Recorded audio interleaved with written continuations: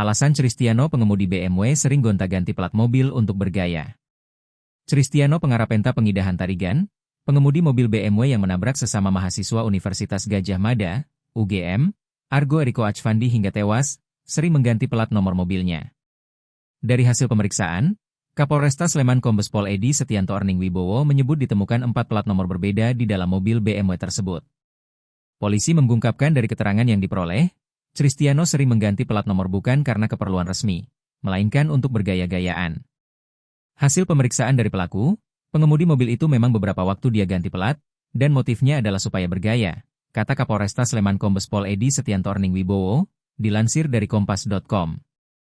Ia menegaskan bahwa penggunaan plat nomor palsu adalah pelanggaran hukum, dan pihak kepolisian akan menambahkan pasal baru dalam proses hukum terhadap Cristiano.